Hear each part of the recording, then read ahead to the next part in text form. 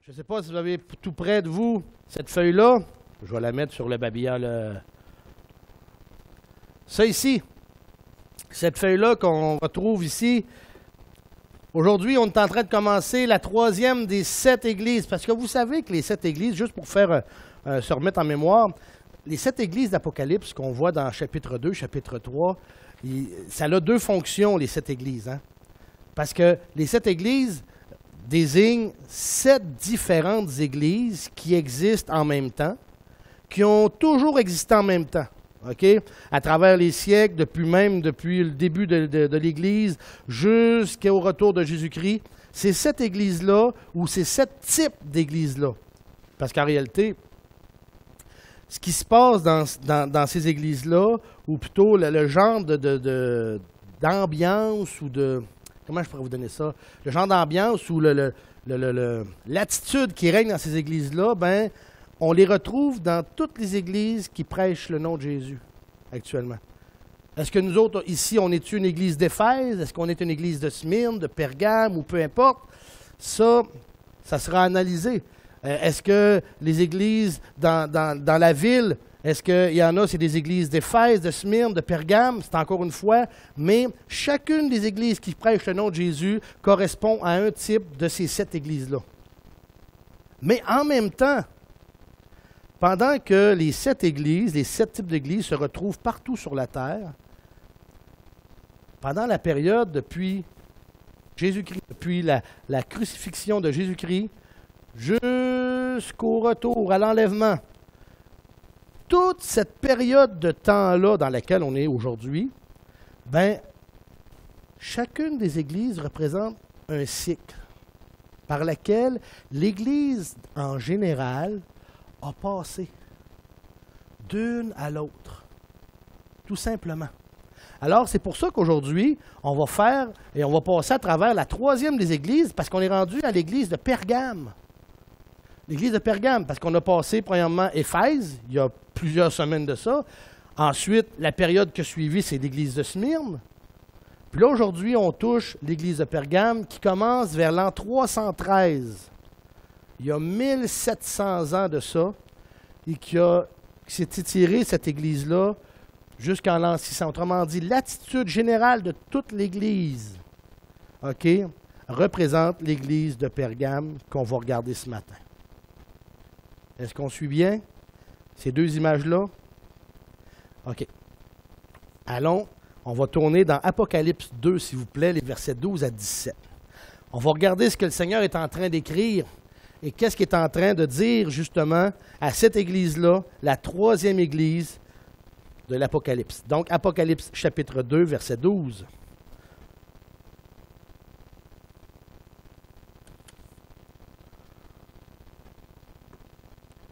Apocalypse 2, verset 12. Ça va comme suit.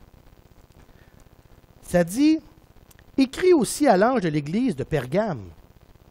Voici ce que dit celui qui a l'épée aiguë à 2 tranchants. Je connais tes œuvres et le lieu que tu habites, où Satan a son trône, et tu retiens mon nom. Tu n'as point renié ma foi, même au jour où Antipas, mon fidèle martyr, a été mis à mort au milieu de vous, où Satan habite. »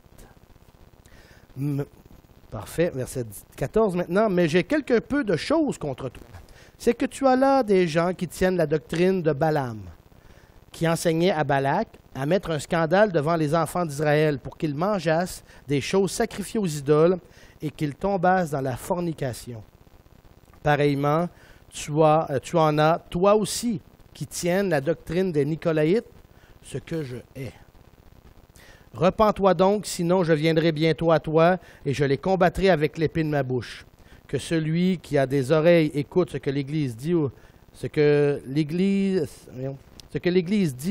l'Esprit dit aux Églises. À celui qui vaincra, je lui donnerai à manger de la manne cachée, et je lui donnerai un caillou blanc. Et sur le caillou sera écrit un nom nouveau, que personne ne connaît que celui qui le reçoit. Ah! Une belle lettre écrite à Pergame. Il y a un peu de problématique concernant cette lettre-là, dans le sens que le Seigneur est obligé d'envoyer certaines remontrances par rapport à l'église de Pergame. Mais on va premièrement regarder Pergame, la ville. Qu'est-ce qu'il y en est? Cette église-là, Pergame, c'est l'église qui a, on appelle ça l'église à l'époque de Constantin. Je reviens souvent sur ce nom-là, Constantin. Vous allez le connaître comme il faut. Parce que cet empereur romain-là a réellement, lui pensait faire un bon coup, mais ça a été une catastrophe pour l'Église.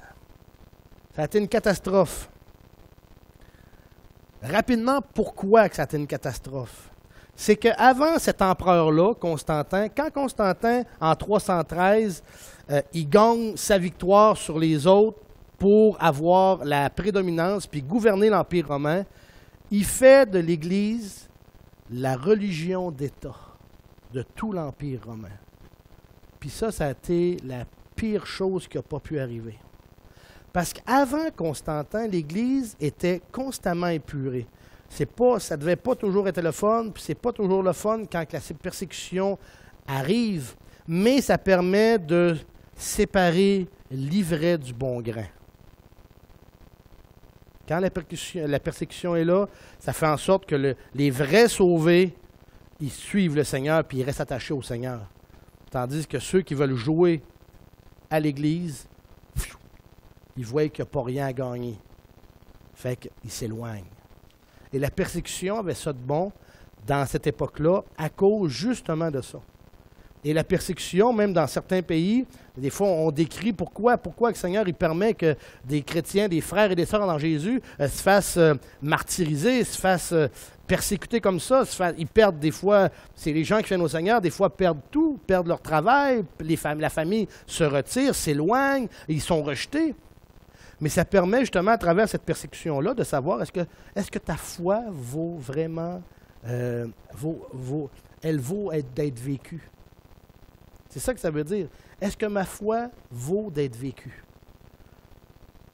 Mais quand Constantin prend le pouvoir, décrète que la religion chrétienne devienne une religion d'État, bien, vous savez comme moi que quand on veut plaire à celui qui est chef et qui est en tête, que ce soit un roi, un empereur ou un président ou quoi que ce soit d'autre, bien, pour être dans ses bonnes grâces, on va dire ça comme ça, ce qui arrive, ben, on va prendre la couleur que le roi ou le chef a.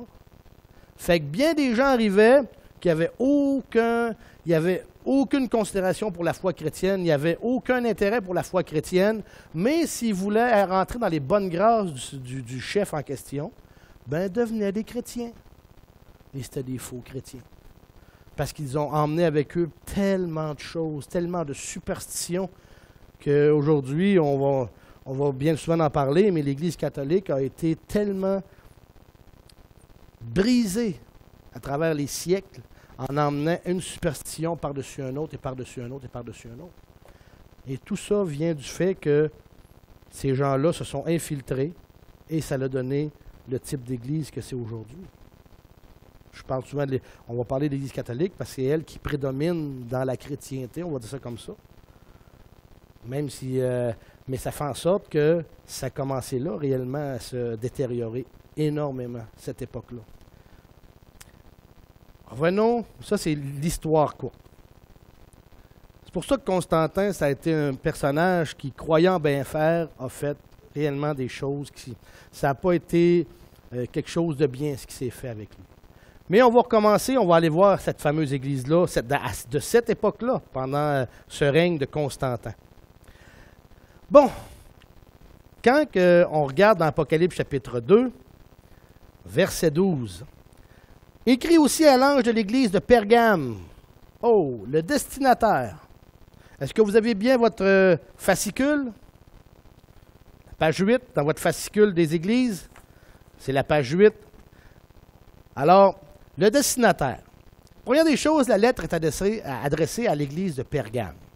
Pergame est une ville, puis une ville, on va dire comme on dit, administrative. Encore une fois, cette ville-là était située dans la Turquie d'aujourd'hui, et c'était une ville où le gouvernement romain avait pas son siège social, mais plutôt son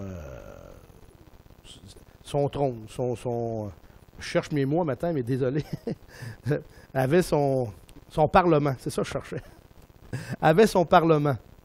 Alors, c'est ce qui en est, c'est pour ça que Pergame, c'était une des églises, une des villes où c'est que le gouvernement romain était extrêmement présent.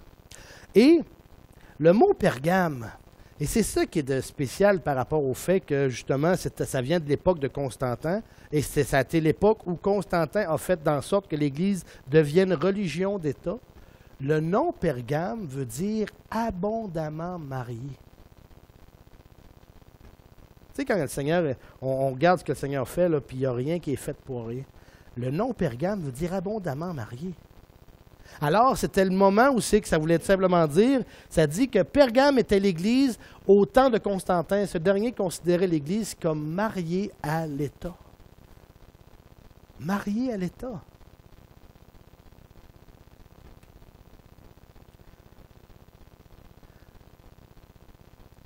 Maintenant,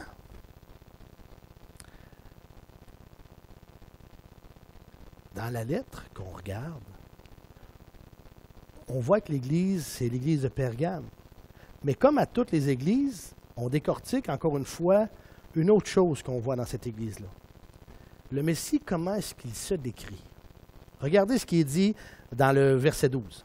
Ça dit, « Voici ce que dit celui qui a l'épée aiguë à deux tranchants. » L'épée aiguë à deux tranchants. Tournez à Apocalypse 1,16. Ça fait référence justement à cette fameuse épée aiguë. Ça dit ceci.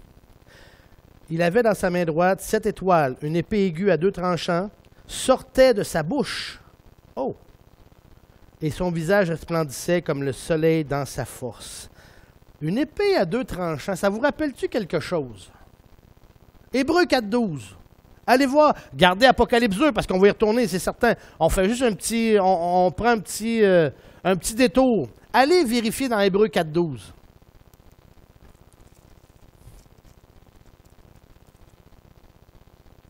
Hébreux 4,12.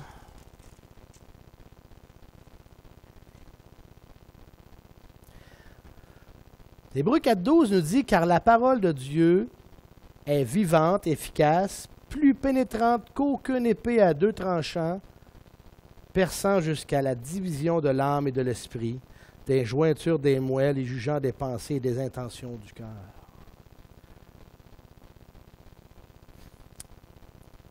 Qui est la parole? Jésus. Hein? On entend parler que Jésus est la parole.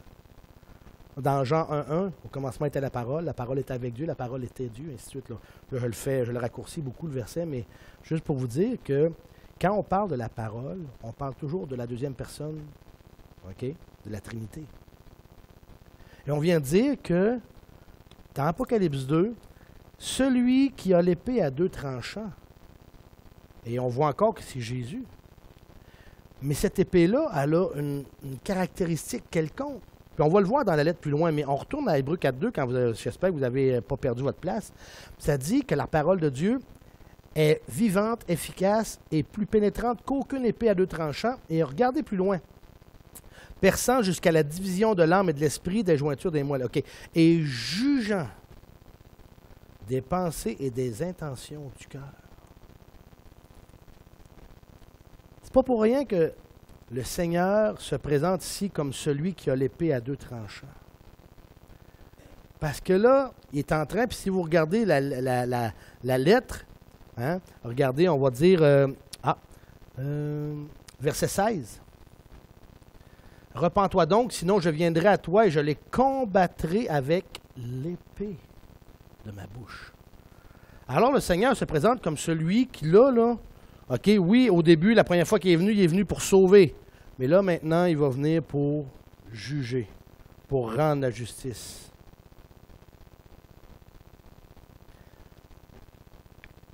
Alors, ça porte la mention que justement cette description vient de Apocalypse 1,16, puis ça porte sur le jugement, en particulier le jugement exercé par la parole de Dieu. Alors, le Messie se décrit ici comme celui qui va juger.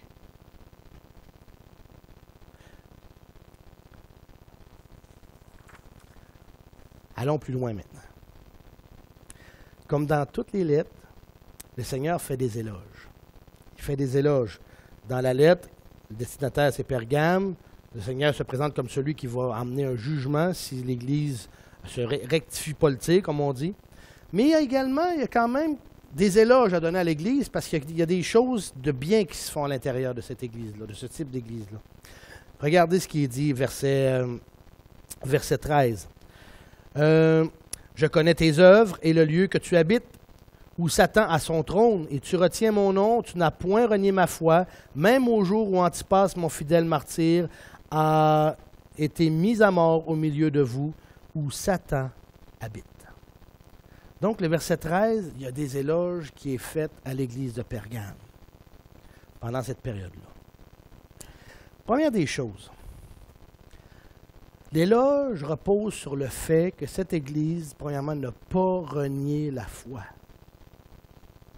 OK? Elle n'a pas renié la foi. Elle retient le fait que Jésus-Christ est mort pour nos péchés, selon les Écritures. Il a été enseveli, selon les Écritures, puis il est ressuscité, selon les Écritures.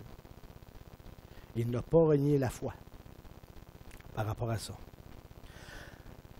Tout à l'heure, je parlais que Pergame, c'était une ville où l'administration romaine était très, très, très, très présente. Hein? C'est ce qu'on a dit par rapport à Pergame, cette ville-là. L'église de Pergame se trouvait justement dans la demeure même de Satan. Parce que Pergame, il y avait la demeure du gouvernement qui était là beaucoup.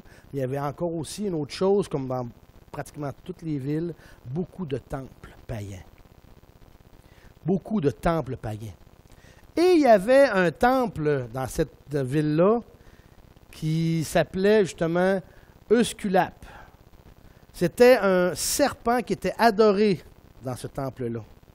Et il y avait tout, là je ne commencerai pas à embarquer dans toute l'histoire, comment il faisait ça, mais tout simplement, c'était le fils d'un serpent, c'était l'idole qui était dans ce temple-là, et on adorait cette idole-là dans ce temple-là, dans cette ville-là, qui était très, très, très présent.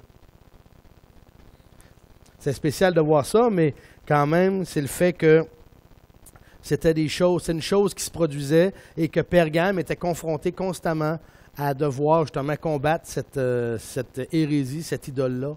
Pas hérésie, mais cette idole-là concernant ce temple-là. Il y a une chose en passant au verset 13. Là, on voit que « Je connais tes œuvres, le lieu que tu habites, où Satan a son trône. Tu retiens mon nom, tu n'as point renié ma foi. » Et ils font mention de quelqu'un. Même au jour où Antipas, mon fidèle martyr, a été mis à mort au milieu de vous. Le mot Antipas, en réalité, on ne connaît pas la personne. Okay? Il n'y a pas de registre, il n'y a pas rien qui fait mention. Qu'est-ce qui s'est passé réellement à ce moment-là? La seule chose, c'est qu'on peut déduire ce qui s'est passé.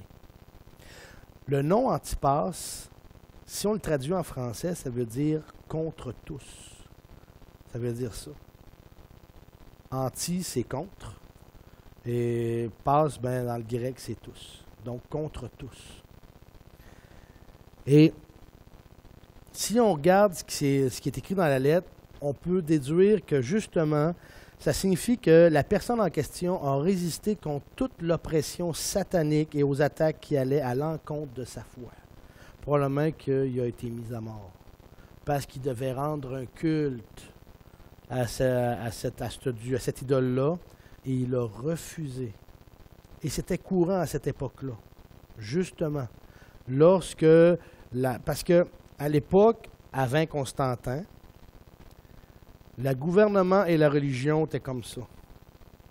OK? Ils étaient comme ça, puis si le gouverneur était de croyait à telles idoles, bien, le peuple devait adorer à cette idole-là.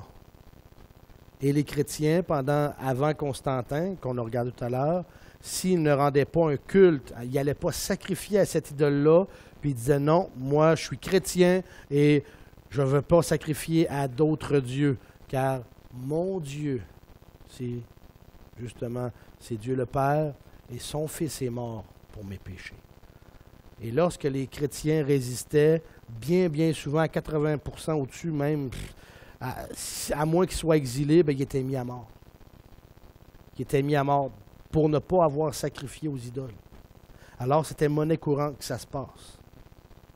Alors, quand il parle ici au verset 13, tu n'as pas renié point ma foi, même au jour où Antipas, mon fidèle martyr, a été mis à mort au milieu de vous. Alors, cette personne-là, Antipas, a résisté jusqu'à la fin pour ne pas renier sa foi. Et le peuple, et c'est ça, comme je vous ai dit tout à l'heure, la persécution, elle a du bon, même si c'est attristant la persécution, mais ça permet de séparer le bon grain de l'ivraie. Et c'est ce qui s'est passé, parce que le Seigneur, c'est l'éloge qu'il donne à l'Église. Tu n'as point renié ma foi, même au jour où Antipas, mon fidèle martyr, a été mis à mort. Alors, c'est l'éloge que le Seigneur fait à cette Église-là de Pergame. Maintenant, il y a des éloges, malheureusement, à Pergame, il y a une condamnation. Il y a des choses, des reproches qu'il fait à l'Église. Pergame, verset 14, ça dit « Mais j'ai quelque peu de choses contre toi. C'est que tu as là des gens qui tiennent la doctrine de Balaam, qui enseignait à Balak à mettre un scandale devant les enfants d'Israël pour qu'ils mangeassent des choses sacrifiées aux idoles et qu'ils tombassent dans la fornication. » Je vais commencer là, mais je poursuivrai un petit peu plus tard. Verset 14, on va regarder plus tard au verset 15. Vous rappelez-vous de Balaam, c'est qui? Est-ce que, si jamais vous avez passé à travers votre lecture biblique en un an, là, vous avez passé dessus, c'est c'est frais à la mémoire. Ça se passe dans Nombre 22, chapitres 22, 23 et 24. Faire un résumé rapide, OK? C'est que Israël est sorti d'Égypte, est à la fin de son errance de 40 ans parce qu'ils n'ont pas voulu écouter le Seigneur qui disait de monter tout de suite dans le pays. Puis on dit non, on veut pas y aller tout de suite, on a peur. Puis ainsi de suite, puis ils ont refusé de monter. Fait que le Seigneur dit, bon, parfait, cette génération-là ne rentrera pas dans mon pays. Alors, ils ont fait errer pendant 40 ans. Le 40 ans s'achève et ils sont en train de monter pour se préparer à entrer dans le pays que Dieu leur donne. Et le Seigneur fait en sorte que le peuple d'Israël a victoire sur victoire parce que justement, ils sont fidèles à Dieu. Et Dieu donne des victoires. Et il y a un roi qui est voué s'en venir. Puis il dit, hé, bateau, ils ont vaincu les autres rois juste qui sont au sud de moi. Puis là, je suis d'un prochain. Je suis d'un prochain. Fait qu'il a décidé d'appeler un prophète qui s'appelait Balaam. Et Balaam, Dieu parlait avec Balaam dans le sens que comment je pourrais dire ça, non? Quand Balaam priait ou demandait des choses au Seigneur, le Seigneur répondait. Et c'était connu, ça, dans le grand, que Balaam était un prophète de Dieu, on va dire ça de même. Un prophète de Dieu. Alors Balak décide d'aller chercher Balaam pour que Balaam vienne et maudisse le peuple d'Israël. Puis Dieu a averti Balaam, là, Balak s'en vient, puis il va venir te demander de venir maudire mon peuple. Mais tu vas refuser d'y aller. Fait que là, Balak arrive, descend, il envoie des hommes à lui, puis il dit, viens voir Balak, il va te donner bien des sous, il va te donner de l'argent, puis il dit, viens maudire le peuple d'Israël pour pas qu'il y ait la victoire, puis ainsi de suite. Fait que là, au début, Balaam, il dit, non, j'irai pas. Dieu m'a dit que vous allez venir, puis non, j'irai pas. Oui, mais on va te donner des récompenses, puis ainsi de suite, puis non. Mais en tout cas, à force de parlementer avec lui, ben finalement, il dit, va, il se laisse acheter. Dieu lui dit, bon, ben vas-y, mais tu prononceras les paroles que je te dirai. Fait que là, finalement, Balaam arrive, Balak lui demande justement de maudire le peuple. À 3 reprises, Balaam ne maudit pas le peuple, il le bénit. Il bénit le peuple, parce que Dieu avait dit, tu vas dire les paroles que je vais te donner, par exemple. Mais la chose que Balaam a faite, par exemple, c'est qu'il a béni le peuple d'Israël, mais il a dit à Balak d'aller et d'égarer le peuple d'Israël, en faisant en sorte d'emmener les guerriers à adorer leur Dieu. Et savez-vous comment ils ont travaillé pour faire ça? Ils ont envoyé des filles, puis les filles les ont séduites. Ils ont séduit les guerriers, puis là, ça s'est mis à tomber comme des mouches. Alors, c'est ça qui est arrivé. Puis, Balaam et Balak, et Dieu est obligé de sévir. Il est obligé de sévir même chez le peuple d'Israël à cause de ces choses-là. Alors, c'est pour ça ici, au verset 14, ça dit qu'ils tiennent la doctrine de Balaam, qui enseignait à Balak à mettre un scandale devant les enfants d'Israël pour qu'ils mangeassent des choses sacrifiées aux idoles, OK? Et qu'ils tombassent dans la fornication. Vous connaissez ce mot-là? Donc, c'est clair et net, là. Alors, c'est Balaam qui a emmené à faire en sorte de d'égarer le peuple d'Israël en prenant cette technique-là. Alors, dans l'Église, il y avait une doctrine comme ça. Manger aux idoles, puis après ça, tomber dans la fornication. Ouf! Ça allait pas bien dans l'Église de Pergame. S'il y avait des choses de ce type-là qui étaient en train de se passer. La condamnation, c'est que Dieu l'accuse. Elle est accusée de permettre à certaines personnes de suivre les principes de Balaam. Les principes de Balaam, c'était, première chose, c'est qu'il servait Dieu, puis il se laissait pencher d'un bord ou de l'autre pour de l'argent. Balaam, c'est ça un des problèmes. Une des doctrines qui a ressorti de ça. Mais aussi, c'est qu'il se tourne vers des idoles. Ah ouais, des idoles? Quelle idole qu'on pourrait bien mettre dans l'Église pour que ça soit accepté? Wow! Une belle statue. Un saint, un tel. Hein? Oups! Wow! Une autre pièce ici, là. Une autre belle statue. Pour adorer un autre saint. Des idoles. Parce que ce n'est pas notre cœur qui se tourne, c'est nos yeux qui se tournent vers cet objet-là. Deuxièmement, même si ça représente le Fils, notre cœur met l'emphase beaucoup plus sur ce que les yeux voient que sur quoi que notre cœur voit. Et étant de nature faible, tout chrétien, étant de nature faible, tôt ou tard, on se laisse détourner puis on se met à regarder la statue. Il y avait des gens qui m'avaient demandé à un moment donné, c'est-tu grave si on garde un crucifix dans la maison? Moi, j'ai dit, honnêtement, si c'est juste la croix, j'ai pas de problème.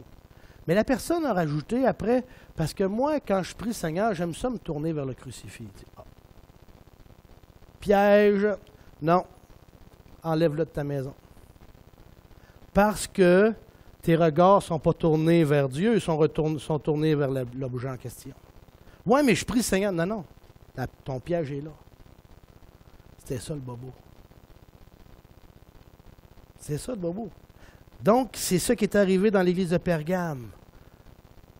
Les statues ont commencé à rentrer, les images ont commencé à rentrer, et surtout, c'est l'adoration de ces objets-là. L'adoration de ces objets-là. Alors, ça a été la première des choses. Une autre chose qui est rentrée, malheureusement, verset 15, dans l'église de Pergame, ça dit, pareillement, tu en as toi aussi qui tiennent la doctrine des Nicolaïtes, ce que je hais. Vous rappelez-vous, c'était quoi la doctrine des Nicolaïtes? Ça avait commencé dans Éphèse, Puis Éphèse avait eu la victoire par rapport à ça dans l'église d'Éphèse, là, dans Apocalypse chapitre 2 au début. Mais la doctrine des Nicolaïtes, ça vous, c'est quoi? C'est le fait qu'il s'établit un clivage. Et dans l'Église, il se crée un clergé et des laïcs. Alors, il y avait les diacres, les évêques qui prenaient une position dans l'Église, et le reste du peuple, qui était le petit peuple, à laquelle les évêques qui avaient on va dire comme une mainmise, puis pratiquement le petit peuple devait se soumettre à la tête. C'est ça la doctrine des Nicolaïtes. Il s'est créé un clergé dans l'Église. Donc, le clergé avait droit à être enseigné, instruit, il y avait des privilèges ici et ça. Et le petit peuple, eux autres devaient se soumettre au clergé. C'est ça la doctrine des Nicolaïtes. Et c'est ça justement que Dieu est en train de reprocher à l'Église de Pergame. Pareillement, tu en as, toi aussi, qui tiennent la doctrine des Nicolaïtes. Et regardez ce que le Seigneur dit, là. C'est pas Alain Beugin qui dit ça, là. Ce que je hais. C'est Dieu lui-même qui parle. Ce que je hais.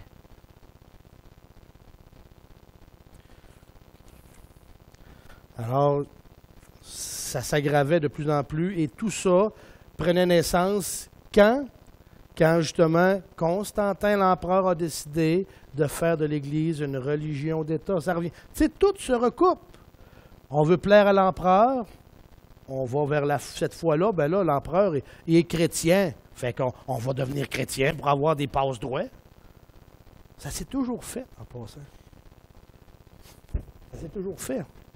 Au Moyen Âge, puis les rois, là, si les gens voulaient avoir accès à des privilèges, ils devaient être de la même confession que le roi.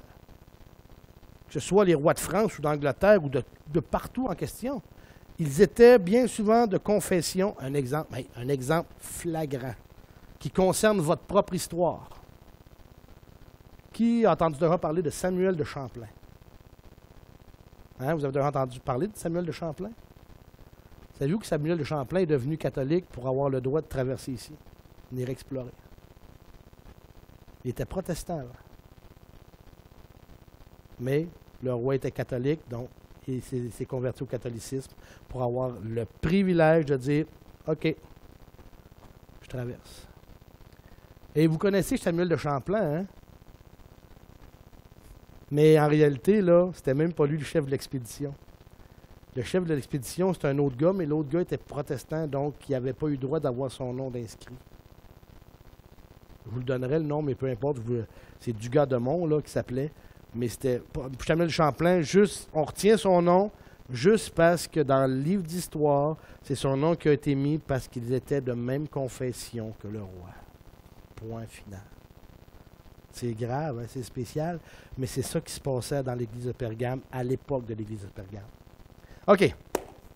On va terminer avec celle-ci maintenant. C'est ça maintenant. La condamnation, c'est ça. Dieu, quand même, à travers toutes ces églises, il y a un encouragement, une exhortation. OK. L'exhortation qui vient à l'église de Pergame. Verset 16. Ça dit, « Repens-toi donc, sinon je viendrai bientôt à toi, et je les combattrai avec l'épée de ma bouche. » Repens-toi. L'exhortation, au verset 16, insiste sur un mot. Repentir. La repentance. Et la purification de l'Église. Purifie l'Église. Permet pas que justement les fameuses doctrines qui est en train que le Seigneur décrit au verset 14 et 15 se prolifèrent. Enraye le mal. Règle le mal. Les Balaam sortent ça de l'Église. Les Balak, avec son clergé, sortent ça de l'Église. Ça ne doit pas être dans l'Église. Alors, c'est ça qu'il dit au verset 16. Repens-toi donc. Sinon, je viendrai bientôt à toi, je les combattrai. C'est pas rien ce qu'il dit le Seigneur. Je les combattrai avec l'épée de ma bouche. Wow!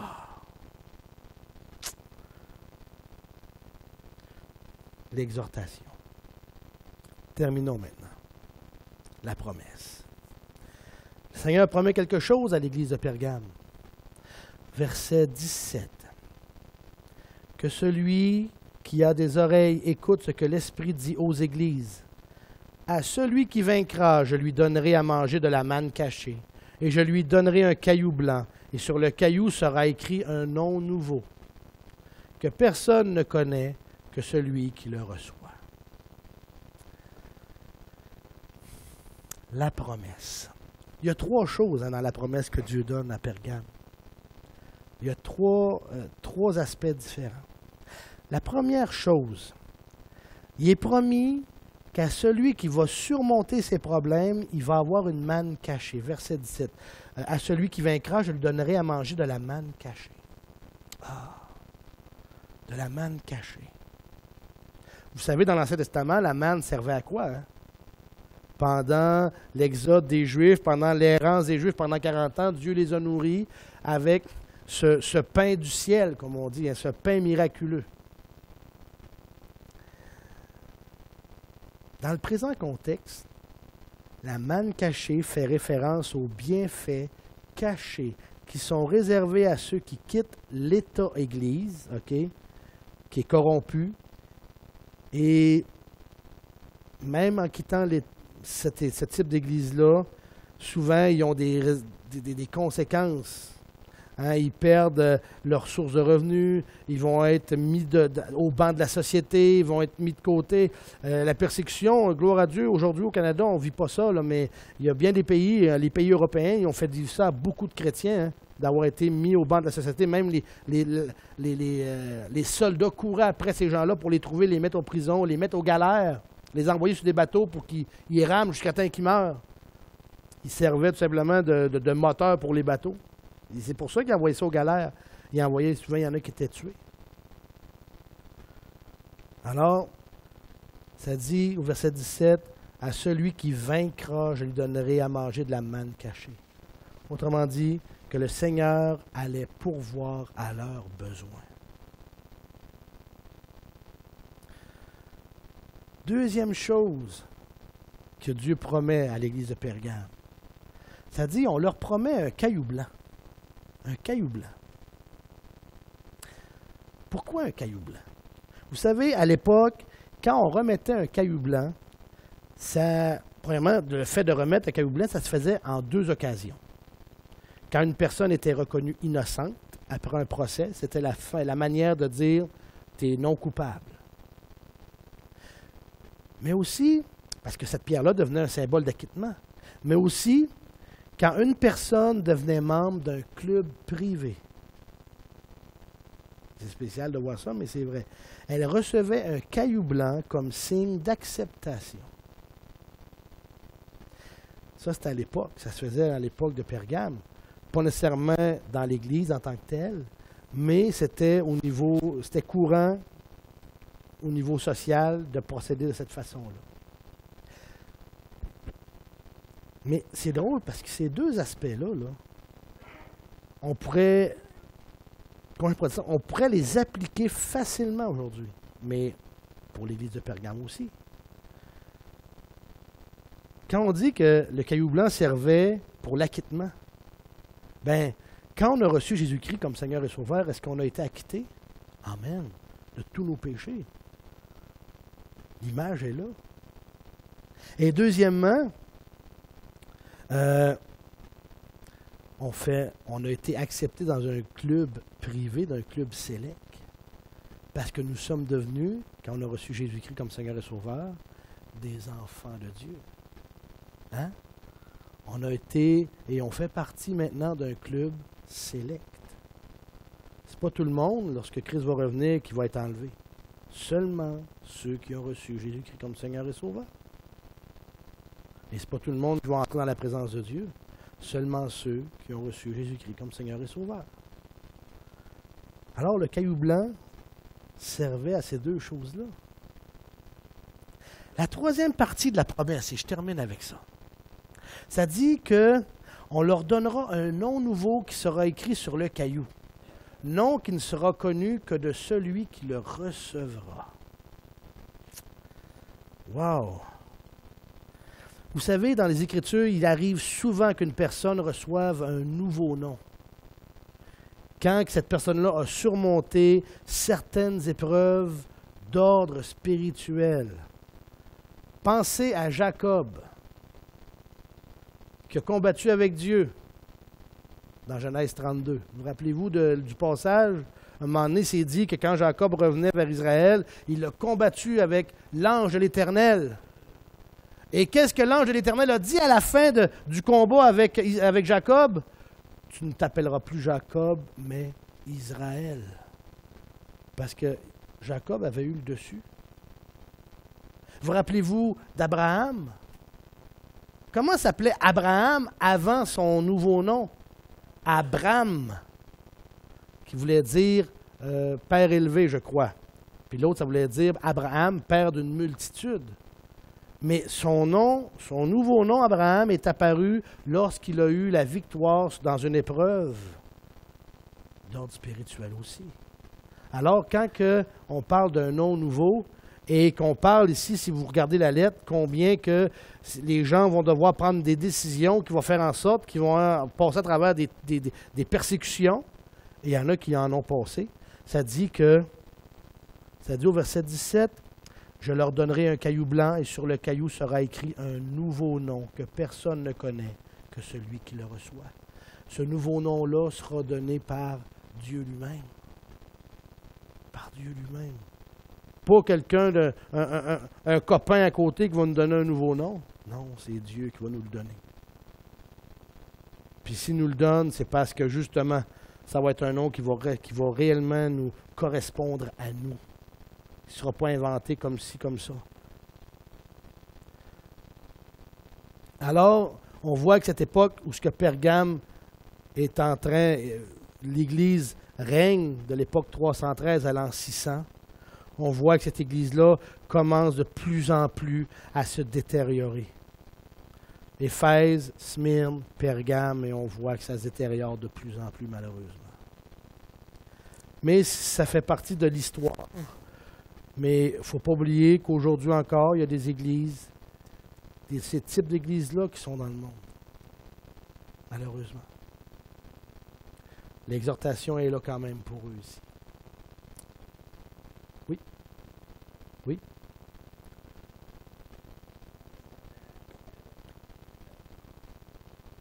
Ben, c'est quoi ce que tu entends?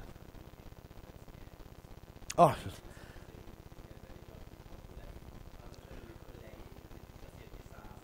Ah oui. Ça c'est des choses, oui, je suis d'accord avec toi. Je suis d'accord avec toi. Oui. Oui. Oui, vas-y. Oui, c'est l'image de Satan. Oui. C'est spécial. Oui. Oui. C'est vrai. C'est vrai. C'est vrai. Puis, ça vous, en passant, je reviens avec une autre image. Quand on parlait que le trône de Satan à Pergame, juste pour vous montrer comment c'est relié, c'est spécial.